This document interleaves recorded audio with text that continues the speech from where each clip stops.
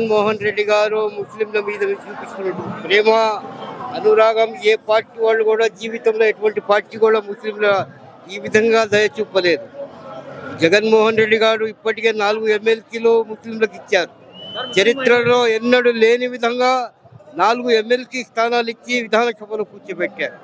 అలాగే ఇప్పటికే 6 సీట్లు ముస్లింలకు కేటాయించారు జగన్మోహన్ రెడ్డి గారు. చంద్రబాబు నాయుడు గెలవని సీటు ఫరూక్ గారికి ఒకటి ఇచ్చి ఎన్నోసార్లు ఫరూక్ గారికి ఒక సీటు నామకి వాస్తవం ఇవ్వటము అతన్ని నంద్యాలలో ఓడియటం అదే పనిగా పెట్టుకున్నాం. ముస్లింలు అంటే వాళ్ళకి ప్రేమ లేదు. గతంలో కూడా ఒక ఎమ్మెల్యేకి ముస్లింలకు ఇవ్వకుండా ఒక మైనార్టీకి చెందిన శాఖని పల్లె రఘునాథ్ రెడ్డి గారికి ఇచ్చి ఒక మైనార్టీ మనోభావాల్ని ఆ రెడ్డి గారి కాళ్ళ కింద పెట్టినట్టు ఘనుడు చంద్రబాబు నాయుడు. కానీ జగన్ గారి పరిపాలనలో ముస్లింలకు ఇస్తున్నటువంటి ప్రాధాన్యత ఏ పార్టీ కూడా కనీ విని ఎరగని రీతిలో ఈ రోజు వరకు కూడా ఎవరు ఇవ్వలేదు. ఒక ఉప ముఖ్యమంత్రి హోదాలో ఆంధ్ర రాష్ట్రం పుట్టిన తర్వాత ఒక ముఖ్యమంత్రి తర్వాత స్థానం ఎవరైనా కల్పించారంటే అంజాద్ బాషా గారికి అది కేవలం ఒక జగన్మోహన్ రెడ్డి గారే కల్పించారు.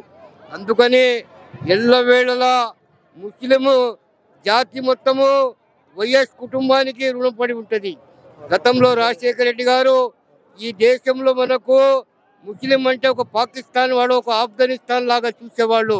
కానీ రాజశేఖర రెడ్డి ప్రభుత్వం వచ్చినప్పుడు మొట్టమొదటిసారిగా 4% రిజర్వేషన్ కల్పించి ఈరోజు ఎందరో ముస్లింలు డాక్టర్లుగా ఇంజనీర్లుగా ఇవాళ ఉన్నారంటే అది కేవలం రాజశేఖర రెడ్డి గారు ఒక ముస్లింల మీద చూపించిన ప్రేమ మాత్రమే.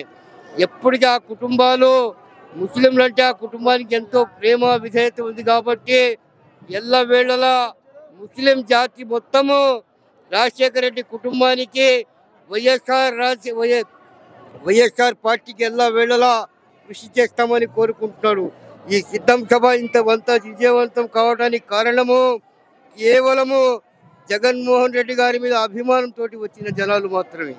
సొంత డబ్బులు పెట్టి సొంత బస్సులు పెట్టుకొని సొంత వెహికల్ పెట్టుకొని ఈరోజు దాదాపు 15-16 లక్షల మంది ఇంత ఎండలో కూడా వేచి ఉన్నారంటే ఒక కేవలం జగన్మోహన్ రెడ్డి గారి మీద అభిమానమే. తప్పకుండా ఇంకా 5 ఏళ్ళు కాదు, గత 30 ఏళ్ల వరకు కూడా జగన్మోహన్ రెడ్డి గారి సీఎంగా ఉండాలని ఆ అల్లాహ్ని కోరుకుంటూ ఉన్నాను.